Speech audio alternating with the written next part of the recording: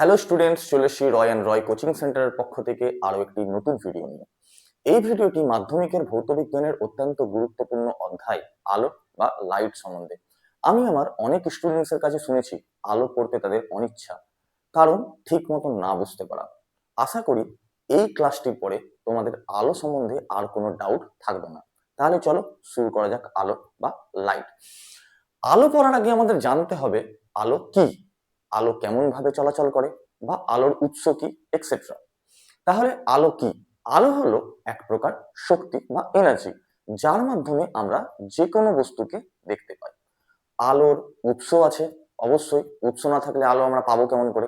আলোর উৎসগুলি কি কি? আলোর উৎসগুলি হচ্ছে প্রাকৃতিক উৎস এবং কৃত্রিম উৎস, ন্যাচারাল সোর্স বা আর্টিফিশিয়াল সোর্স। ন্যাচারাল সোর্স বা প্রাকৃতিক উৎস কি?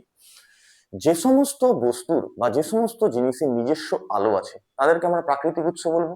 যেমন সূর্য বা অগ্নুৎপাতের সময় যে আলো উৎপন্ন হয় তা, বা আগুন ধরালে যে আলো পাই, সেগুলি হচ্ছে প্রাকৃতিক উৎস। কৃত্রিম উৎস কি? কৃত্রিম উৎস হচ্ছে যাদের নিজস্ব কোনো আলো নেই, অন্যের আলোয় আলোকিত হয়, যেমন বাল্ব, লাইট, টর্চ, এক্সেট্রা। এদের নিজস্ব কোনো আলো নেই, এরা অন্যের মাধ্যমে আলো পায়। আলো কেমন ভাবে চলাচল করে? আলো সর্বদাই সরল রেখায় চলাচল করে। আলো সর্বদাই সরল রেখায় চলাচল করে। আলো আলো যে বস্তুর উপরে আপতিত হয় সেই বস্তুর উপর প্রতিফলিত হওয়ার পর আমাদের চোখে আসে, তারপরে আমরা সেই বস্তুটিকে দেখতে পাই বা সেই বস্তুটি আমাদের কাছে ভিজিবল হয়।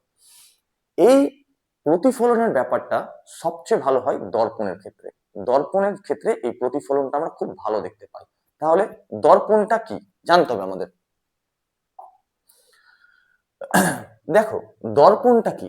দর্পণটা হচ্ছে এমন একটি মাধ্যম, এমন একটি মসৃণ সমতল মাধ্যম, যার উপর আলো আপতিত হয়ে প্রতিফলিত হয়ে যায়, তাকেই বলবো আমরা দর্পণ। দেখো, দর্পণ হয় মূলত দুই প্রকারের। কি কি? একটি হচ্ছে সমতল দর্পণ, একটি হচ্ছে গলীয় দর্পণ। সমতল দর্পণ কি? যার উপরের তলটা খুব মসৃণ এবং সমতল, তাকে আমরা সমতল দর্পণ বলবো। এবং গলীয় দর্পণটি কি? গলীয় দর্পণটি হচ্ছে এমন একটি দর্পণ যে একটি গোলকের অংশ, তাকে আমরা গলীয় দর্পণ বলবো। দেখো, সমতল দর্পণ, যে মসৃণ তলে আলোর নিয়মিত প্রতিফলন ঘটে তাকে দর্পণ বলে। যে মসৃণ তলে আলোর নিয়মিত প্রতিফলন ঘটে তাকে দর্পণ বলে। দর্পণ দর্পণের দুটো সাইড হয়। একটা সাইড যেদিকে আলো আপতিত হচ্ছে, আর তার অপোজিট সাইডটাতে আমরা তোমার রূপো বা অ্যালুমিনিয়াম এই ধরনের কোন জিনিসের প্রলেপ দিয়ে থাকি। তাহলে দর্পণ দুই ধরনের। একটু আগে বললাম আমরা তোমাকে যে দর্পণ দুই ধরনের। দর্পণ কি কি? দর্পণ সমতল দর্পণ এবং গলীয় দর্পণ। সমতল দর্পণটি কি? সমতল দর্পণটি হচ্ছে প্রতিফলক তলটি একদম সমান এবং মসৃণ থাকবে। প্রতিফলক তলটি একদম সমান এবং মসৃণ থাকবে। যেমন আমরা নিজের বাড়িতে যখন আয়নাতে নিজের প্রতিচ্ছবি দেখি, তখন যে আয়নাটা ব্যবহার করি সেটি হচ্ছে সমতল দর্পণ। এই সমতল দর্পণের সামনে যখন আমরা দাঁড়াই, তখন দেখতে পাবো যে আমাদের যে প্রতিচ্ছবিটি হচ্ছে একদম আমাদের সমান, আমাদের সেম আকার বিশিষ্ট, একদম সেম। কোন ধরনের পরিবর্তন হয় না, কেবলমাত্র পার্শ্বীয় পরিবর্তন হয়। পার্শ্বীয় পরিবর্তন বলতে মনে হচ্ছে যেন ডান হাতটা বাম হাতের মতন আর বাম হাতটা ডান হাতের মতন। এই এই প্রতিচ্ছবিটি কেবলমাত্র আমরা সমতল দর্পণ দেখতে পাই। আমাদের আকার আকৃতির কোনো পরিবর্তন হয় না সমতল দর্পণে, কেবলমাত্র পার্শ্বীয় পরিবর্তন। মনে হচ্ছে ডান হাতে নেওয়া কোনো বস্তু বাম হাতে আছে, বাম হাতে নেওয়া কোনো বস্তু ডান হাতে আছে। এই পরিবর্তনটি আমরা সমতল দর্পণে দেখতে পাই। তাহলে কি গলীয় দর্পণটি কি? গলীয় দর্পণটি একটি গোলকের অংশ, অবশ্যই। গলীয় দর্পণের দুই ভাগ আছে, একটি অবতল দর্পণ বা কনকেভ লেন্স এবং একটি উত্তল দর্পণ বা কনভেক্স লেন্স। দেখো, সমতল উত্তল অবতল দর্পণ কনকেভ লেন্স এবং উত্তল দর্পণ কনভেক্স লেন্স। এবার আমরা একটা জিনিস দেখব। দেখো, তোমাদের সামনে এই যে আমরা, এক সেকেন্ড, তোমাদের তোমাদের সামনে দেখতে পাবে একটি চামচের দুটো সাইড আছে, সামনের দিক এবং তার ঠিক বিপরীত দিক। এই সামনের দিকে দেখো, এই গুহার মতন অংশটা দেখো, এই যে ঠিক এই যে গুহার মতন অংশটা, সামনের দিকটা, চামচের সামনের দিকটা, এটা ঠিক গুহার মতন অংশ। ঠিক আছে, মনে হচ্ছে কোনো গোলকের ভিতরের তল। একে আমরা কি বলবো? অবতল দর্পণ। একে আমরা কি বলবো? অবতল দর্পণ বা কনকেভ মিরর। আর ঠিক এটা হচ্ছে ওই চামচের ঠিক বিপরীত সাইডটা, যাকে মনে হচ্ছে যেন কোনো গোলকের বাইরের দিক, তাকে আমরা কি বলবো? তাকে আমরা বলবো কনভেক্স লেন্স বা উত্তল দর্পণ। বুঝতে পেরে গেছো? এবার আমরা দেখব অবতল দর্পণটি কি। দেখো এখানে লেখা আছে অবতল দর্পণটি হচ্ছে যে গোলকের বা কোনো গোলকের যদি ভিতরের অংশটি, আমি যেমন বললাম সাপোজ একটা আমি তোমাকে দেখাচ্ছি একটা জিনিস, যে এটা একটা গোলক, এটা একটা গোলক, এটা একটা গোলক। এবার আমি এই গোলকের কিছু অংশ বাদ দিয়ে দিলাম, বাদ দিয়ে দিলাম, এটি আমার একটা দর্পণ তৈরি হলো। এই এই সাইডটা, এই সাইডটা, সরি, এই সাইডটা কি গোলকের ভিতরের দিক, এই দিকটা যদি প্রতিফলক তল হিসেবে কাজ করে, এই দিকটা যদি প্রতিফলক তল হিসেবে কাজ করে, তাহলে আমরা যে দর্পণ পাবো তাকে বলবো অবতল দর্পণ। অবতল দর্পণ কোথায় ব্যবহার করা হয়? অবতল দর্পণ ব্যবহার করা হয় দাড়ি কামানোর সময় যে আয়নাটা ব্যবহার করা হয় বা ডেন্টিস্টরা যে আয়নাটা ব্যবহার করে সেগুলো হচ্ছে অবতল দর্পণ। এবার আমরা দেখবো উত্তল দর্পণ। উত্তল দর্পণটা কি? একই ভাবে আমি যদি আরেকটি গোলক অঙ্কন করি, অঙ্কন করলাম, অঙ্কন করার পর এবার গোলকের কিছুটি অংশ আমি বাদ দিয়ে দিব, বাদ দিয়ে দিলাম। এই বাদ দেওয়ার পরে দেখতে পাবো, দেখতে পাবো আমরা এই বাইরের দিকটা যদি প্রতিফলক তল হিসেবে কাজ করে, এই বাইরের দিকটা যদি প্রতিফলক তল হিসেবে কাজ করে, তাহলে যে দর্পণটি পাবো আমরা সেই দর্পণটি হচ্ছে উত্তল দর্পণ বা কনভেক্স লেন্স। কোথায় ব্যবহার করা হয়? গাড়ির যে সাইড মিরর থাকে বা রাস্তায় যে মিরর ব্যবহার করি সেগুলি হচ্ছে উত্তল দর্পণ বা কনভেক্স লেন্সের উদাহরণ। এবার আমরা এদের কাজগুলি দেখব। দেখো আমরা কিছু কিছু, এক সেকেন্ড, আমরা কিছু কিছু তোমার জ্যামিতিক উপাদান পাবো এই দর্পণগুলির ক্ষেত্রে। প্রথমে আমরা উত্তল দর্পণ, অবতল দর্পণের ক্ষেত্রে বা কনকেভ লেন্সের ক্ষেত্রে দেখবো, তারপরে আমরা উত্তল দর্পণ বা কনভেক্স লেন্সের ক্ষেত্রে দেখবো। দেখো যদি আমি একটি দর্পণ অঙ্কন করি, যেহেতু এটি একটি গোলকের অংশ, ঠিক আছে, তাই আমি প্রথমে একটা গোলক অঙ্কন করলাম, গোলক অঙ্কন করলাম। এই গোলকের, এই গোলকের আমি কিছু অংশ বাদ দিয়ে দিলাম, বাদ দিয়ে দিলাম। তাহলে এই যে দর্পণ, এই যে দর্পণটা পেলাম সেই দর্পণটা কি হবে? সেই দর্পণে যদি যদি অবশ্যই যদি এই ভিতরের দিকটা প্রতিফলক তল হিসেবে কাজ করে, তাহলে এই দর্পণটি কি হবে? এই দর্পণটি হবে একটি অবতল দর্পণ। দেখো এই অবতল দর্পণের, এই অবতল দর্পণের যেহেতু বিপরীত দিকটার কোনো কাজ নেই, যেহেতু বিপরীত দিকটার কোনো কাজ নেই, তাই জন্য বিপরীত দিকে আমরা, তাই জন্য বিপরীত দিকে আমরা অ্যালুমিনিয়াম বা রূপোর প্রলেপ দিয়ে দিব, অ্যালুমিনিয়াম বা রূপোর প্রলেপ দিয়ে দিব, দিয়ে দিলাম প্রলেপ। এবার দেখতে পাবো আমরা এই অবতল দর্পণের, এই অবতল দর্পণের একটি মধ্যবিন্দু থাকবে, একটি এই অবতল দর্পণের কি থাকবে? একটি মধ্যবিন্দু থাকবে। এই মধ্যবিন্দুকে আমরা কি বলবো? এই যে দর্পণ, এই দর্পণের এই যে মধ্যবিন্দু, এই মধ্যবিন্দুটাকে আমরা কি বলবো? এই মধ্যবিন্দুটাকে আমরা বলবো মেরু। এই মধ্যবিন্দুটাকে আমরা কি বলবো? মেরু বা পোল, মেরু বা পোল, যাকে আমরা ডিনোট করব পি দিয়ে, যাকে আমরা কি দিয়ে ডিনোট করব? যাকে আমরা ডিনোট করব পি দিয়ে। এবার আমি তোমাদেরকে কিছুক্ষণ আগেই বললাম এই অবতল দর্পণটা যেহেতু একটি গোলীয় দর্পণ, তাই এটি একটি গোলকের অংশ। এই গোলকের অংশ হওয়ায় এর একটি অবশ্যই কেন্দ্র ছিল, বা যদি আমি পুরো ছবিটি দেখাতে পারতাম, আবার আঁকি, তাহলে দেখতে পাবো এইটি একটি গোলক তৈরি হবে।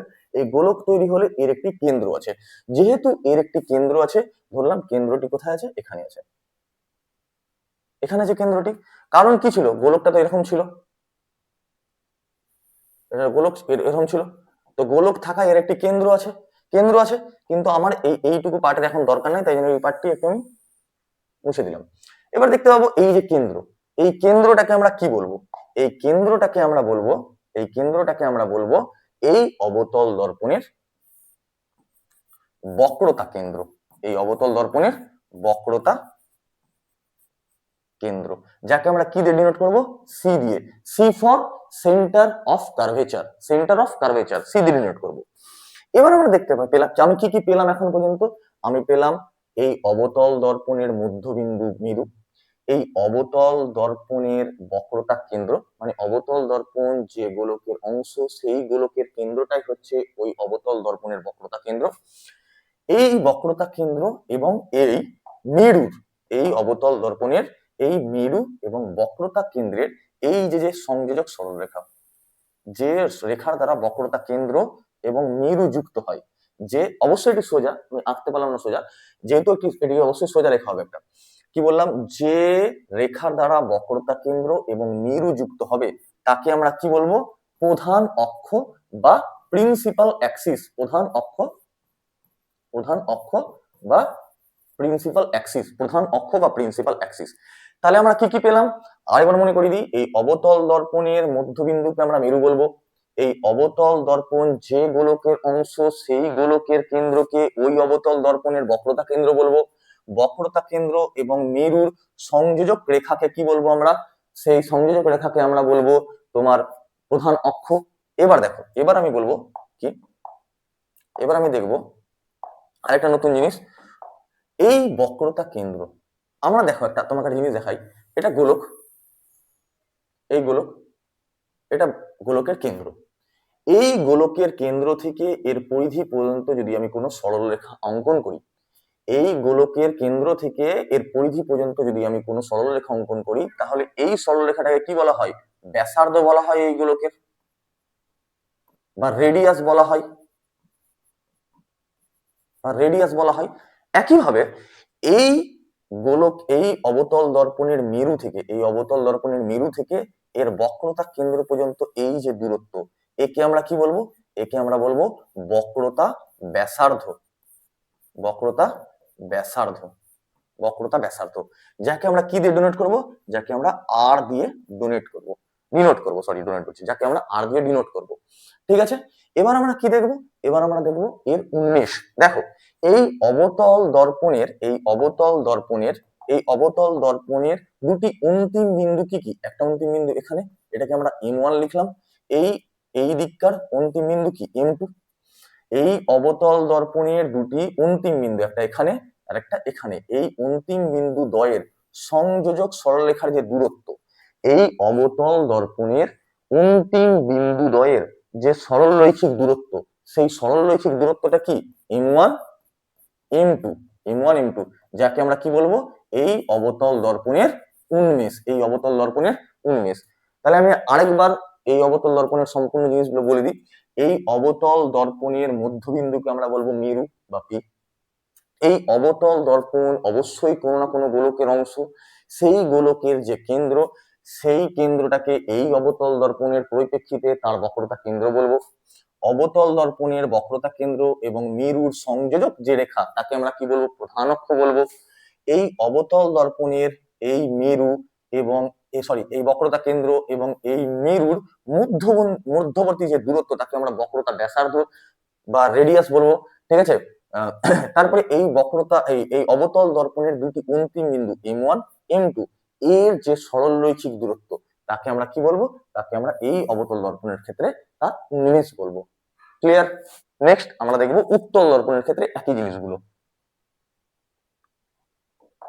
দেখো, উত্তল দর্পণের ক্ষেত্রে আমরা কি দেখবো, উত্তল দর্পণ বলতে কি, আমি একটা গোলক অঙ্কন করি, আবার আমি একটা গোলক অঙ্কন করি, গোলক অঙ্কন করি, গোলক অঙ্কন করলাম। এই গোলকের কেন্দ্র ধরে নিলাম এটা, এই গোলকের কেন্দ্র এটা। ঠিক আছে, এই গোলকের কেন্দ্র এটা, এই গোলকের কেন্দ্র এটা। এবার দেখো, আমার যেহেতু সম্পূর্ণ দরকার নেই, আমার যেটুকু দরকার আমি সেটুকুই তোমাকে দেখাচ্ছি। এইটুকু মুছে দিলাম, এইটুকু নিলাম, তাহলে এইটুকুটা আমার কি, দর্পণ। এই দর্পণের যেহেতু বাইরের দিকটা, এই দর্পণের যেহেতু বাইরের দিকটা প্রতিফলক তল হিসেবে কাজ করে, তাহলে আমার ভিতরের দিকের তো কোনো দরকার নাই। তাই আমি ভিতরের দিকটাতে কি করব, তাই আমি ভিতরের দিকটিতে অ্যালুমিনিয়াম বা রূপোর প্রলেপ দিয়ে দেবো, অ্যালুমিনিয়াম বা রূপোর প্রলেপ দিব, দিয়ে দিলাম। এদিকে আমার যেহেতু কোনো দরকার নেই। এবার দেখো,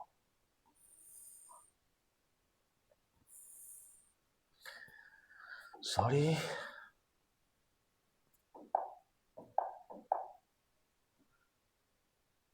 দেখো এবার আমরা দেখতে পাবো একই জিনিসগুলো এরও ক্ষেত্রে দেখবো। কি দেখবো, এই যে এই উত্তল দর্পণ, এই উত্তল দর্পণের মধ্যবিন্দুটাকে আমরা কি বলবো, অবতল দর্পণের যে মধ্যবিন্দু ছিল, একই রকম ভাবে একেও আমরা মেরু, একেও আমরা মেরু বা পোল, মেরু বা পোল, যাকে আমরা পি দিয়ে ডিনোট করব। ক্লিয়ার? এই উত্তল দর্পণ অবশ্যই কোনো না কোনো গোলকের অংশ, সেই গোলকের কেন্দ্র এটা, সেই কেন্দ্রটাকে এই উত্তল দর্পণের কি বলবো, বক্রতা কেন্দ্র বা সেন্টার অফ কার্ভেচার বলবো। দেখতে পেলাম, যাকে আমরা সি দিয়ে ডিনোট করলাম। একইভাবে দেখতে পাবো এই মেরু এবং এই বক্রতা কেন্দ্র, এদের সংযোজক যে রেখা, এদের সংযোজক যে রেখা, তাকে আমরা কি বলবো, প্রধান অক্ষ বা প্রিন্সিপাল অ্যাক্সিস, যাকে আমরা x1 দিয়ে ডিনোট করলাম। তারপরে আমরা কি দেখতে পাবো একইভাবে সিমিলারলি অনুরূপ ভাবেই বক্রতা কেন্দ্র এবং মেরু এবং বক্রতা কেন্দ্রের, মেরু এবং বক্রতা কেন্দ্রের, এই উত্তল দর্পণের মেরু এবং বক্রতা কেন্দ্রের এই যে মধ্যবর্তী দূরত্ব, এই মধ্যবর্তী দূরত্বকে আমরা কি বলবো, বক্রতা ব্যাসার্ধ, বক্রতা ব্যাসার্ধ, যাকে আমরা কি দিয়ে ডিনোট করবো, সেম আর দিয়ে ডিনোট করবো। তারপর আমরা কি দেখতে পাবো, এই উত্তল দর্পণের দুটি অন্তিম বিন্দু আছে, এই উত্তল দর্পণের দুটি অন্তিম বিন্দু আছে কি কি, একটা এখানে M1 আর একটা এখানে M2।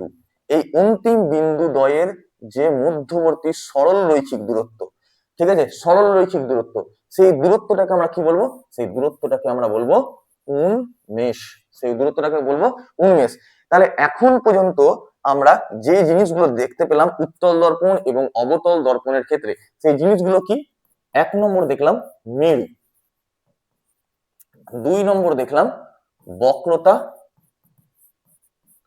কেন্দ্র, 3 নম্বর দেখলাম বক্রতা ব্যাসার্ধ, 4 নম্বর দেখলাম প্রধান অক্ষ, আর 5 নম্বর দেখলাম উন্মেষ। ঠিক আছে, এই 5টা জিনিস আমি এখন পর্যন্ত শিখলাম উত্তল দর্পণ এবং অবতল দর্পণের ক্ষেত্রে। ক্লিয়ার? ঠিক আছে, এবার আমি দেখি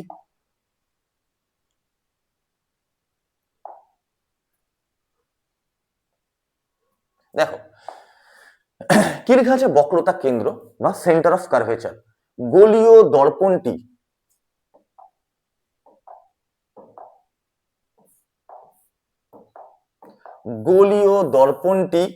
যে গোলকের অংশ, গোলীয় দর্পণটি, এই যে গোলীয় দর্পণটি যে গোলকের অংশ, সেই গোলকের কেন্দ্রকে বলে, সেই গোলকের কেন্দ্রকে বক্রতা কেন্দ্র বলে।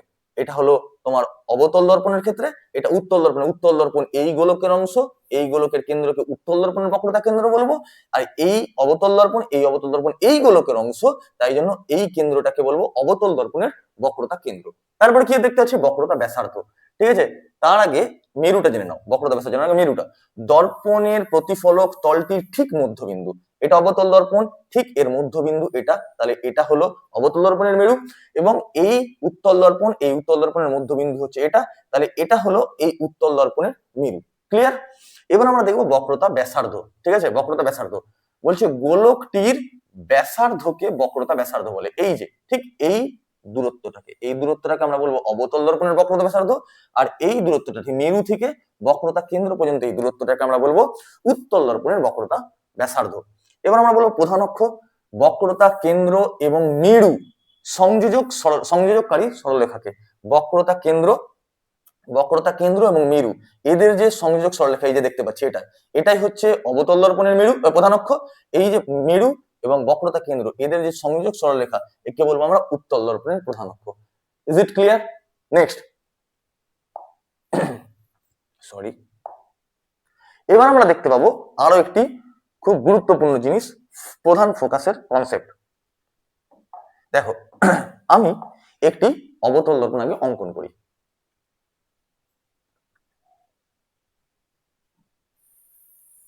অবতল দর্পণ অঙ্কন করলাম।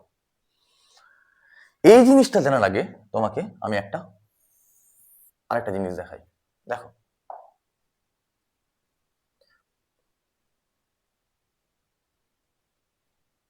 এটা একটা অবতল দর্পণ, দাঁড়াও, এটা একটা অবতল দর্পণ, ভালো হলো না, এটা একটা অবতল দর্পণ। এই অবতল দর্পণের এখানে এটা কি মেরু, এটা এর সি বক্রতা কেন্দ্র, এবং এটা একটা সংযোজক সরলরেখা কি সংযোজক সরলরেখা কি? একে আমরা বলবো প্রধান অক্ষ, বলে দিলাম।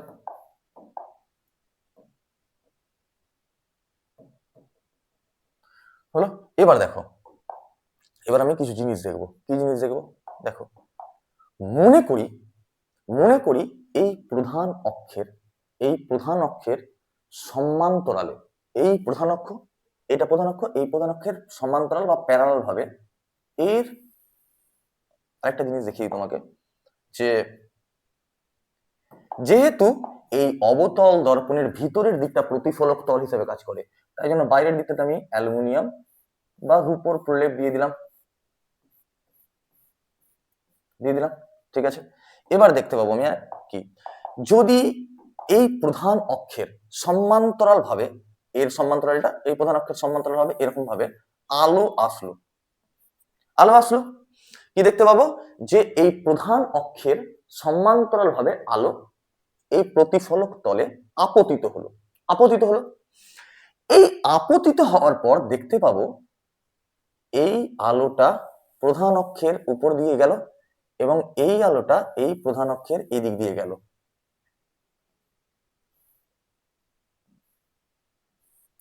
কি দেখতে পেলাম? দেখতে পেলাম যে এই যে আলো প্রধান অক্ষের সমান্তরাল ভাবে প্রতিফলক তলে আপতিত হলো, এই আলোটাও প্রধান অক্ষের সমান্তরাল ভাবে প্রতিফলক তলে আপতিত হলো। আপতিত হওয়ার পর তারা প্রতিফলিত হলো, এই রশ্মিটা এদিকে বেরিয়ে গেল, এই রশ্মিটা এদিকে বেরিয়ে গেল। তখন আমরা একটা জিনিস নোটিস করব, যে নোটিশটা করব সেই জিনিসটা হচ্ছে এরা প্রধান অক্ষের একটা নির্দিষ্ট বিন্দুতে মিলিত হয়েছে। এই বিন্দুটাকে আমরা কি বলবো? এই বিন্দুটাকে আমরা বলবো প্রধান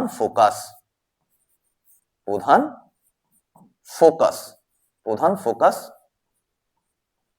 যাকে আমরা এফ দিয়ে ডিনোট করব। তারপরে আরেকটি জিনিস দেখতে পাবো। কি দেখতে পাবো? সেই জিনিসটি হচ্ছে এই ফোকাস থেকে, এই যে প্রধান ফোকাস থেকে এই যে মেরুর দূরত্বটা, এই ফোকাস থেকে এই যে মেরুর দূরত্বটা, এই দূরত্বটাকে আমরা কি বলবো?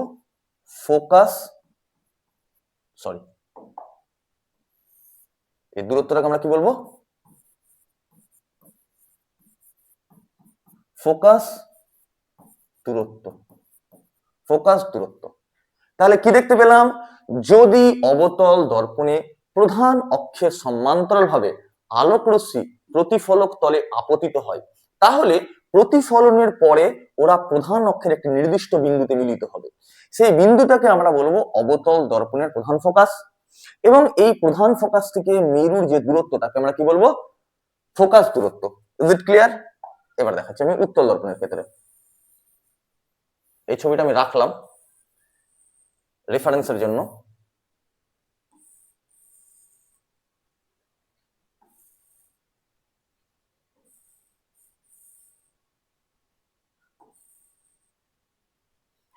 এবার দেখো, আমি এখানে একটা উত্তল দর্পণ অঙ্কন করব।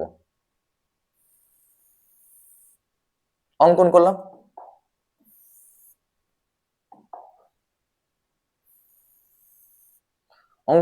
আমি এখানে একটা কি উত্তল দর্পণ অঙ্কন করলাম। এই উত্তল দর্পণের একইভাবে এরও মধ্যবিন্দু, এই উত্তল দর্পণের যেহেতু এই দিকটা বাইরের দিকটা, এটা বাইরের দিক, এটা বাইরের দিক, আর এটা ভিতরের দিক।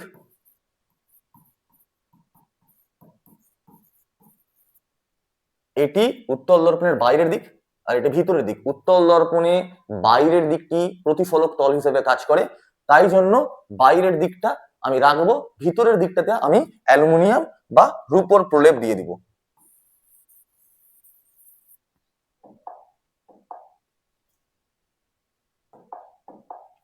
অ্যালুমিনিয়াম বা রূপোর প্রলেপ দিয়ে দিলাম।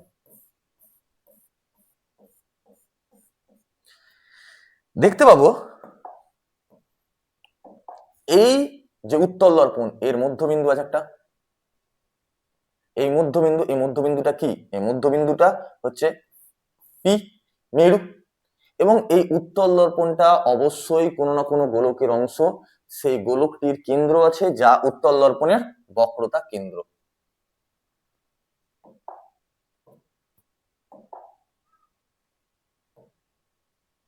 বক্রতা কেন্দ্র। এবার কি দেখতে পাবো আমি? এবার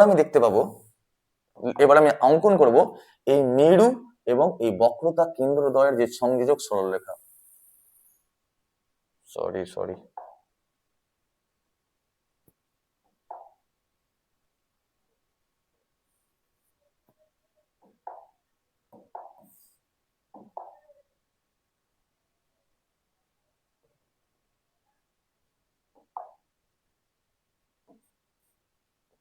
কি দেখলাম আমি?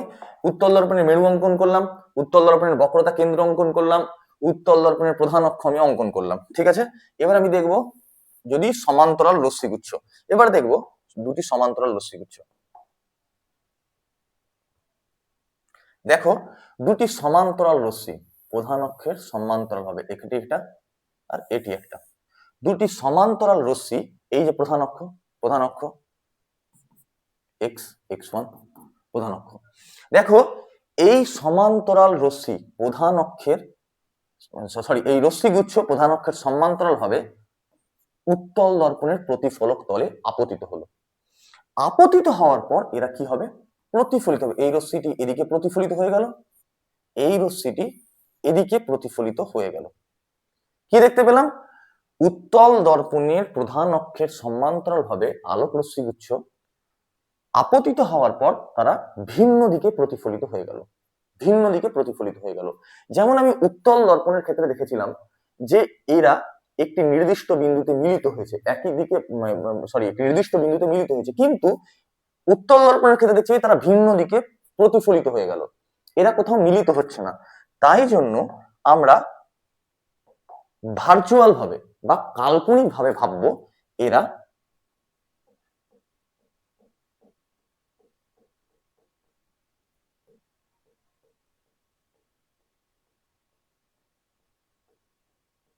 দেখো কি হলো, এই রশ্মি আসলো এদিকে প্রতিফলিত হয়ে গেল, এই রশ্মিটা আসলো এদিকে প্রতিফলিত হয়ে গেল, এরা ভিন্ন দিকে প্রতিফলিত হয়ে গেল, কোথাও মিলেনি। যেহেতু মিলেনি তাই জন্য আমরা ভার্চুয়াল ভাবে বা কাল্পনিক ভাবে ভাবলাম এই দুটো রশ্মি এই বিন্দু থেকে বেরিয়েছে। দেখো মনে হচ্ছে না যে এই বিন্দু থেকে এই দুটো রশ্মি বেরিয়ে গেছে বা অপসৃত হচ্ছে? তাই জন্য এই বিন্দুটাকে আমরা উত্তল দর্পণের কি বলবো? ফোকাস বলবো, উত্তল দর্পণের ফোকাস বলবো। দেখো আরেকবার আমি তোমাকে গোটা গল্পটা বলে দিই। প্রধান অক্ষের সমান্তরাল ভাবে যদি আলোক রশ্মি গুচ্ছ আপতিত হয় উত্তল দর্পণের ক্ষেত্রে, তাহলে তারা ভিন্ন দিকে প্রতিফলিত হবে, কোনো নির্দিষ্ট বিন্দুতে মিলিত হবে না। এবার যখন মিলিত হচ্ছে না তখন আমি ইমেজ পাবো কেমন করে বা ছবি পাবো কেমন করে? ঠিক আছে, যখন ছবি পাচ্ছি না তখন আমরা ভার্চুয়াল ভাবে বা কাল্পনিক ভাবে ভাবলাম ওরা বিপরীত সাইডের এই বিন্দু থেকে মনে হয় উৎপন্ন হয়েছে বা মিশ্রিত হচ্ছে বা অপসৃত হচ্ছে। তাই জন্য এই বিন্দুটাকে আমরা বলবো উত্তল দর্পণের প্রধান ফোকাস বা মেইন ফোকাস। ক্লিয়ার? একইভাবে একইভাবে এই যে এই দূরত্বটাকে সরি এই কালারটা নেই, এই দূরত্বটাকে মেরু থেকে এই প্রধান ফোকাসের দূরত্বটাকে আমরা বলবো প্রধান ফোকাস দূরত্ব, ফোকাস দূরত্ব, ফোকাস ফোকাস দূরত্ব, ফোকাস দূরত্ব, ফোকাস দূরত্ব। ঠিক আছে, ফোকাস দূরত্ব। ঠিক আছে, এবার দেখো আমি তোমাদেরকে কেন দুটো ছবি পাশাপাশি এঁকে দেখিয়েছি। এক সেকেন্ড, এখানে একটা নতুন কনসেপ্ট শিখবো।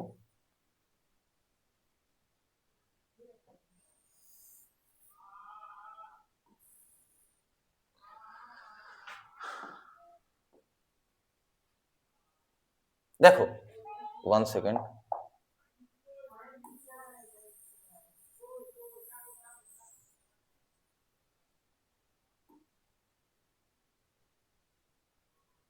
দেখো আমরা অবতল দর্পণ এবং উত্তল দর্পণ দুটি পাশাপাশি এঁকেছি।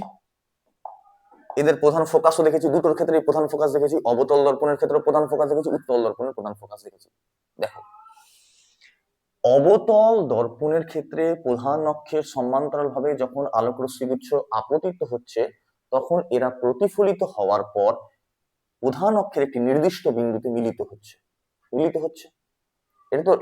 এটা তো বাস্তবে মিলিত হয়েছে, কোনো কল্পনা না, বাস্তবে মিলিত হয়েছে। তাই জন্য এখানে আমরা যে ইমেজটা পাবো বা প্রতিচ্ছবিটা পাবো, সেটা কি হবে? সবসময় সদ্বিম্ব হবে। কি হবে? সদ্বিম্ব হবে বা রিয়েল ইমেজ। রিয়েল ইমেজ হবে। রিয়েল ইমেজ হবে। যেহেতু এরা বাস্তবে মিলিত হয়েছে, তাই জন্য যে ইমেজটা পাবো সেই ইমেজটা কি হবে? সদ্বিম্ব বা রিয়েল ইমেজ। এর বৈশিষ্ট্য কি হবে? এটা অবশ্যই বস্তুটা যদি সোজা থাকে, সদ্বিম্ব তার উল্টো হবে। সাপোজ বস্তু যদি এরকম থাকে, আমরা যে প্রতিচ্ছবিটা পাবো সেই প্রতিচ্ছবিটা কি পাবো? উল্টো পাবো। এটাই হচ্ছে এর প্রধান একটা বৈশিষ্ট্য, যে প্রতিচ্ছবি বা ইমেজ উল্টো আসবে। প্রতিচ্ছবি উল্টো হবে। প্রতিচ্ছবি উল্টো হবে। সদ্বিম্ব বা রিয়েল ইমেজের বৈশিষ্ট্য কি? যে প্রতিচ্ছবিটা উল্টো হবে। এবার দেখো, আমরা এখানে দেখবো, এখানে দেখতে পাচ্ছি আমরা, এখানে আমরা কি দেখতে পাচ্ছি? যে এই প্রতিফলিত রশ্মিগুচ্ছ কোথাও মিলিত হয়নি। আমরা জোর করে, কল্পনা করে, ভার্চুয়াল ভাবে আমরা একে ভেবেছি যে এরা এখান থেকে অপসৃত হচ্ছে বা নিঃসৃত হচ্ছে। তাই জন্য যে বিম্বটা আমরা পাবো বা যে ছবিটা আমরা পাবো, সেটা হচ্ছে অসৎ বিম্ব। অসৎ বিম্ব বা virtual image. Virtual image. Virtual image, অসৎ বিম্ব বা ভার্চুয়াল ইমেজ। 2 নম্বরটা কি? 2 নম্বরটা হবে এই যে প্রতিচ্ছবিটা অসৎ বিম্ব বা ভার্চুয়াল ইমেজে যে আমরা ছবিটা পাবো, সেই ছবিটা কেমন হবে? সেই ছবিটা সর্বদাই, প্রতিচ্ছবিটা কি হবে? সোজা হবে।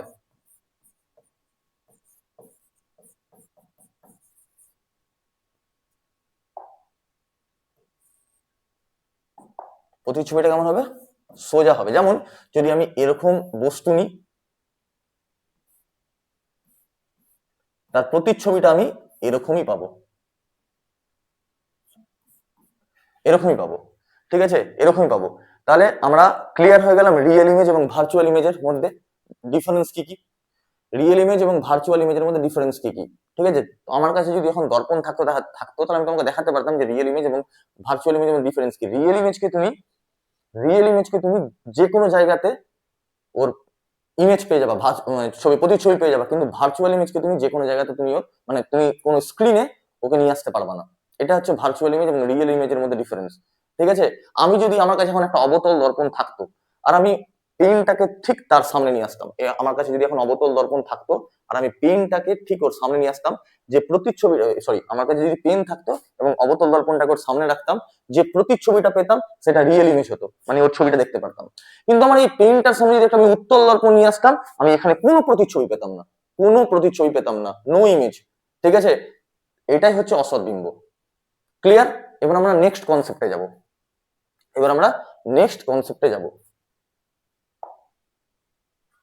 এবার আমরা দেখতে পাবো প্রতিফলনের সূত্র। আমরা শিখবো কি এবার?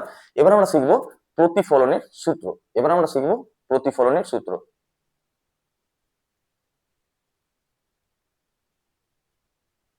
এবার আমরা দেখব প্রতিফলনের সূত্র। দেখো, পৃথিবীতে পৃথিবীতে যে কোনো জায়গাতে আলোর প্রতিফলন হয় এই সূত্র মেনে। পৃথিবীতে না, যে কোনো জায়গাতে, ঠিক আছে, যে কোনো জায়গাতে আলোর প্রতিফলন হয় এই দুটো সূত্র মেনে। কি কি সূত্র দেখাচ্ছি। প্রথম সূত্র দেখবো আমরা, ফার্স্ট ল। প্রথম সূত্র কি? আমরা একটা প্রতিফলক তল নিলাম। আমরা একটা কি নিলাম? প্রতিফলক তল। এর যেহেতু বিপরীত দিকটাতে আলোর প্রতিফলন হবে, তাই জন্য এখানে আমি অ্যালুমিনিয়াম বা রূপোর প্রলেপ দিয়ে দিলাম।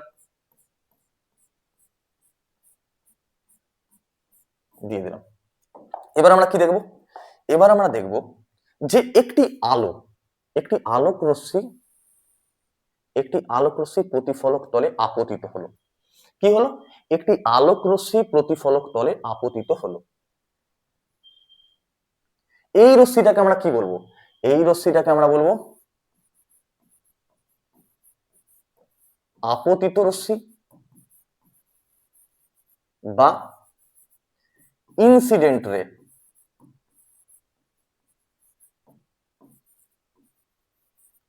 একে আমরা কি বলবো? আপতিত রশ্মি বা ইনসিডেন্ট রে। এবার দেখো, এই রশ্মিটা আপতিত হলো, আপতিত হওয়ার পরে এবার কি হবে? এর প্রতিফলন ঘটবে, কারণ নিয়ম আছে দর্পণের উপর আলো আপতিত হলে তার প্রতিফলন হবেই। এবার আলোক রশ্মিটা প্রতিফলিত হবে, প্রতিফলিত হয়ে গেল, এইভাবে আসলো, আলোক রশ্মি বেরিয়ে চলে গেল। এই রশ্মিটাকে আমরা কি বলবো? প্রতিফলিত রশ্মি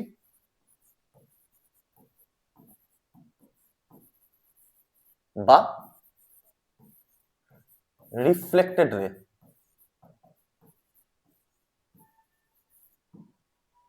কি দেখতে পাচ্ছি আমরা? এইভাবে রশ্মি আসলো এবং এটা প্রতিফলিত হয়ে চলে গেল, চলে গেল। আপতিত রশ্মি, প্রতিফলিত রশ্মি। এবার আমরা কি দেখব?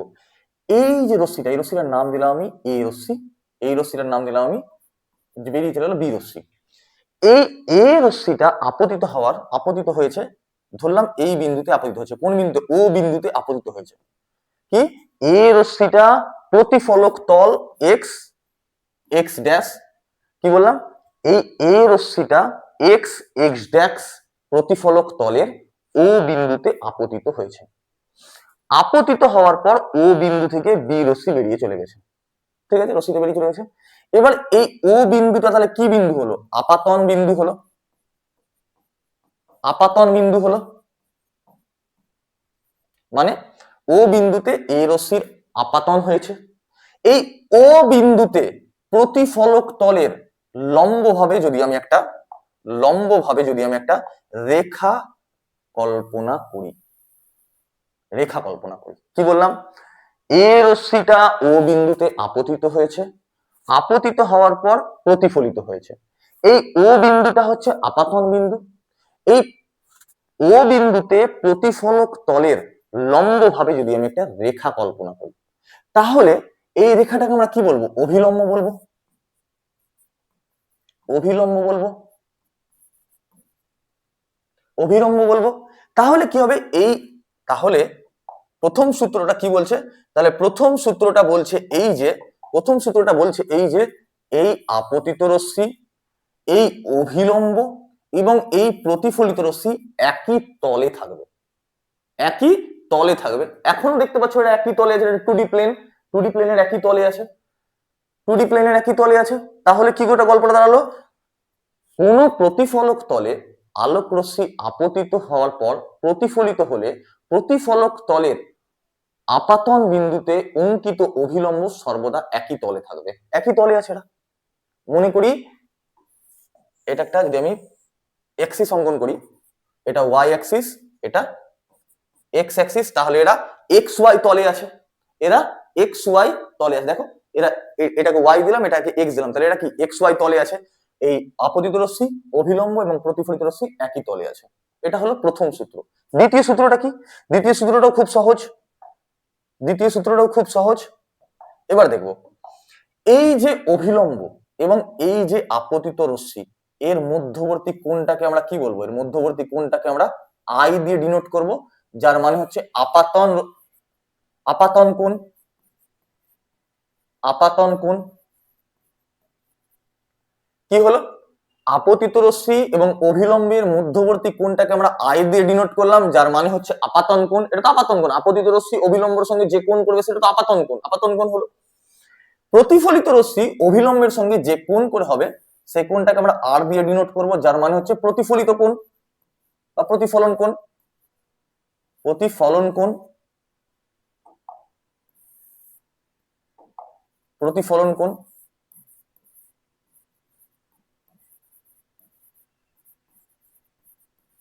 তাহলে কি হলো? আপতিত রশ্মি অভিলম্বের সঙ্গে যে আপাতন কোণ করে, প্রতিফলিত রশ্মি অভিলম্বের সঙ্গে যে প্রতিফলন কোণ করে, তারা সর্বদাই সমান। মানে কোণ আই ইজ ইকাল টু কোণ আর, কোণ আই ইজ ইকাল টু কোণ আর। এটা হচ্ছে দ্বিতীয় সূত্র, আলোর প্রতিফলনের দ্বিতীয় সূত্র। কি? আলোর প্রতিফলনের দ্বিতীয় সূত্র হচ্ছে আপাতন কোণ এবং প্রতিফলন কোণ সর্বদাই সমান। আপাতন কোণ এবং প্রতিফলন কোণ সর্বদাই সমান।